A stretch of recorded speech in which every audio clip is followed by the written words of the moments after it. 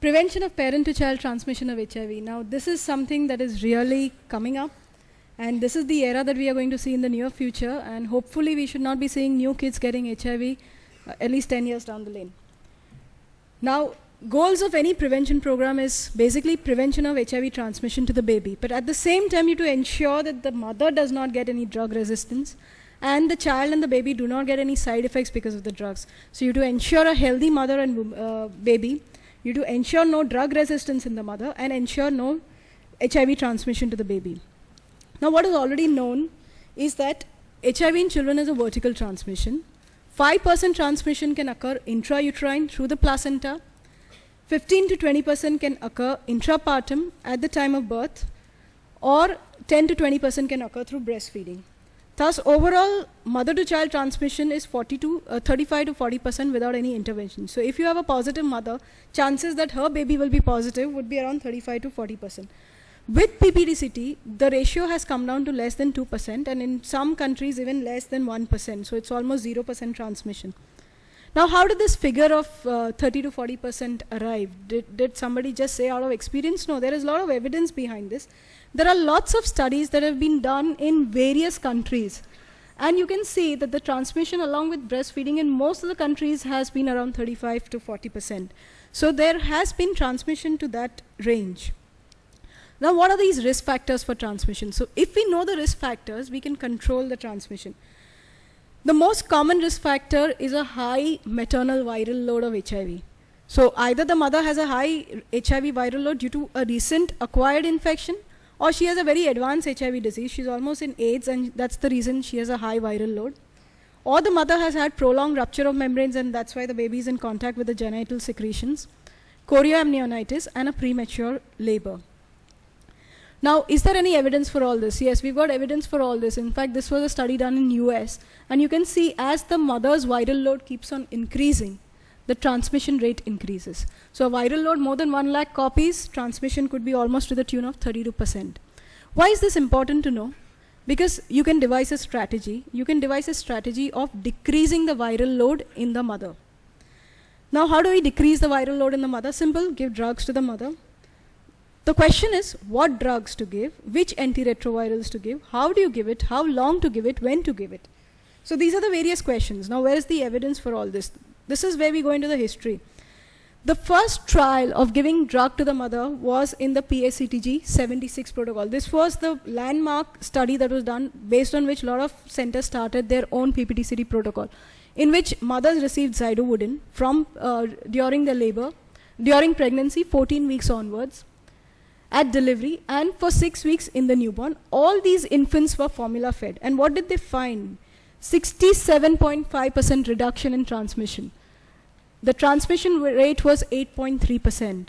So from 25%, they came down to 8.3%. So this was a landmark study, and this actually brought us down the transmission rate.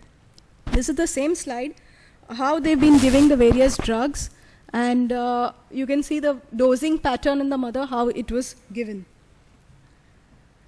Now the question is, all the PPDCT programs talk about giving ARV to the newborn. Why should we give ARV to the newborn? Because if the baby is already born and if it's negative, why does it need any antiretroviral?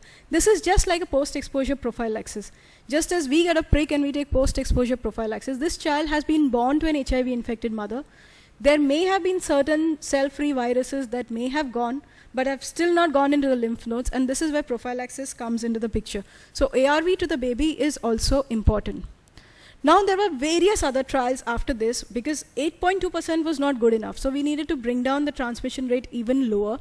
So various trials were done, and you can see finally with an ARV combination, mother receiving triple drug therapy, the transmission rate came down to 1.4%. So that's what is being going on abroad in the developed world, is they give ART combinations. Now this is easier said than done in a country like ours. To give ART to the mother, ensure that she does not get resistance, ensure that the baby does not get side effects, because the baby has been receiving so many drugs in utero, is really, really difficult. So we've got various other studies. Let's go on to this study and say, okay, 2% transmission, what is this 2% transmission? This was a single dose nevirapine in the women at the time of labor. Now this is the current, I'm going on to the current guideline. This was what was done currently in our, this thing, where single dose nevirapine was given to the women at the onset of labor, to the child 2 days after birth, in addition to Zidovudin prophylaxis at 28 weeks of pregnancy. So mother takes Zidovudin from 28 weeks. At the time of labor, she takes single dose nevirapine. Baby is given single dose nevirapine and no breastfeeding. So you can see transmission rate was 2%. So you've not given too many drugs. The baby is not exposed to too many things. You've taken care that the mother doesn't get resistance. So this is good enough. Now this is what we follow at our center.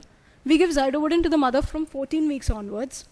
Single dose nevirapine to the mother at the time of labor, with 1 week tail to the mother. Why do we add this tail of Zidovudin, Lamivudin to the mother for 1 week? Is to prevent resistance to nevirapine, because you're given nevirapine only as a single dose.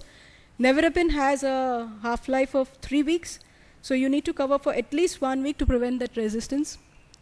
Babies get single dose nevirapine at the time of birth and Zidovudin for 6 weeks, no breastfeeding, and our transmission rate is less than 2%.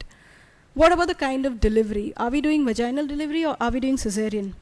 Now, earlier we used to do cesarean section because of various studies that we found, and then we retrospectively analyzed a few patients where some of them would go into spontaneous vaginal delivery before the elective date of cesarean. We used to do 38-week elective cesarean section. Some of them would go into spontaneous labor and deliver vaginally before that. So we had 174 women who had an elective cesarean and 48 who had a vaginal delivery before that. Total number of patients in this study was 222. We have a lot of patients who come from out of station and they go back to their native place after delivery. What was our results? Of 219 infants, 3 were infected, of which you can see rate through vaginal or through cesarean was the same. So we have stopped doing cesarean section in our population. We are doing vaginal delivery. And the reason for that is because the maternal viral load decreases by the time she is going into labor, and so transmission at the time of intrapartum does not occur. The second factor, cesarean versus vaginal, there was a meta-analysis. Does cesarean really help? There's a meta-analysis of 15 perinatal studies which indicated there is a 50% decrease in risk of transmission when children are born through cesarean as opposed to vaginal delivery. So that's how the concept of cesarean section had come. However, it was found that patients who are receiving antiretroviral therapy and the infant is on formula feed, there's not much of a difference when you do vaginal delivery versus cesarean, and so vaginal delivery can be done if your viral load in the mother is less than 1,000 copies. Also, elective cesarean section can have some problems in the form of fever, UTI, expertise required. Everybody cannot do this kind of a surgery. So this is a problem with cesarean section. Now I'm talking about research right from the time I've come here. And I came across this fantastic t-shirt which says, this is what we do. To steal ideas from one person is plagiarism. To steal from many is research. But I think we are not stealing, we are getting inspired. So we'll continue getting inspired from the research. Now the third risk factor is breastfeeding. All these trials that I've documented to you are the ones without breastfeeding. So what happens when the mother breastfeeds? And this is very important for our country. Now if you can see, definitely patients who are breastfeeding have a higher transmission rate as compared to the ones who are not breastfeeding. So breastfeeding is definitely a risk factor for getting HIV. So all that you've done will go a waste if the mother is going to breastfeed. Now how much is this risk? 16%. So 16% extra risk you're giving to the baby in spite of doing everything. What is the strategy? Avoid breast milk. Easier said than done. Or you decrease the viral load in the breast milk. Now there are various trials in breastfeeding population where mother has been treated, intrapartum mother has been treated, postpartum baby has been treated, not the mother. And you can see there's hardly any difference between breastfeeding and non-breastfeeding population. So whatever advantage we were getting by this is getting abolished here. So there was no real advantage of doing everything and still continuing breastfeeds. The single dose nevirapine trial, which is currently what is going on in our country, is we give single dose nevirapine to the mother at the time of labor and we give single dose nevirapine to the baby after birth. All babies are breastfed. and the transmission rate is around 8.2%. By 14 to 16 weeks, it is 13.1%. So we're not really achieving anything by doing this trial. And that's why NACO is now going to change its guidelines, and we are going to very soon, maybe in November, we'll have newer guidelines for PPTCT for the government centers. So this is the current Indian scenario at the government center: single dose nevirapine to mother with single dose nevirapine to the baby. Breastfeeding still leads to transmission. Now, what about duration? Suppose a mother says, I'll feed only for 1 month. Will it still decrease the transmission? There is a risk. At 1 month, risk is 5%. By 11 months, it reaches to 9%. By the end of 2 years, the risk is 14%. So definitely duration of breast milk also has an outcome. Mixed feeding, maximum risk. So mixed feeding has to be completely avoided. Best is formula feeding. If you can't do that, exclusive breastfeeding. So we are in a situation where we've come such a long way treating PPTCT, achieving a transmission rate of less than 1% in the developed world, but getting stuck in our country because we are still not able to take care of the breastfeeding issue. Now that's where options are. What are the options? If I can decrease viral load in the mother by giving her ARV at the time of pregnancy, similarly, why can't I give ARV to the mother and decrease the viral load in the breast milk? So one option is give ARV to the mother while she's continuing to breastfeed. The other option is continue to give post-exposure prophylaxis to the baby while the baby is on breast milk. So these are the two options. Now, do we have any data on this? Yes, we've got a lot of data on this. And you can see that where infants were given AZT for 6 months, infants given Zidovudin for 6 months, transmission rate 5.6%. Where infants given nevirapine and Zidovudin for 6 months, transmission rate around the same. So there's no advantage adding 2 drugs in the infant. Where infants were given nevirapine for 48 days, transmission is 6.9%. Then there's something with lamivudin, 4.9%. So we've got a single drug in the infant can definitely bring down the risk to less than 5%. So lots of data, we are confused. Now what do? We know that postnatal prophylaxis with nevirapine or nevirapine plus Zidovudin or lamivudin is safe. It's efficacious in reducing breastfeeding transmission. So prophylactic therapy should be maintained till the child is continued on breast milk. So if the mother is going to feed for 1 year, this baby should be on treatment for 1 year. What if I don't want to give ARV to the mother? I just want to treat them in the baby. I don't want to give the baby any drugs. He's too small. I don't want to give them drugs. Can I give something to the mother? Yes, we can give something to the mother. We can give HART to the mother. HART means triple drug ART, which decreases the free viral load in the milk as well in the plasma and cell-associated viruses also. Now, what about HART in mothers? Various studies again, where mother has received Zidovudin, lamivudin, nevirapine for 6 months. Transmission 5%. Breastfeeding, here there's 341 number of patients. Again, transmission 2%. So if I'm giving HART in the mother, again the transmission is less than 5%. Some centers even less than 2%. So that's where the new WHO guidelines actually came based on these 3 trials, the Keshobara trial, the MMA Bana trials and the BAN trial, where they found that giving mother antenatally after birth and still breastfeeding the child, you could have a transmission rate of less than 5%.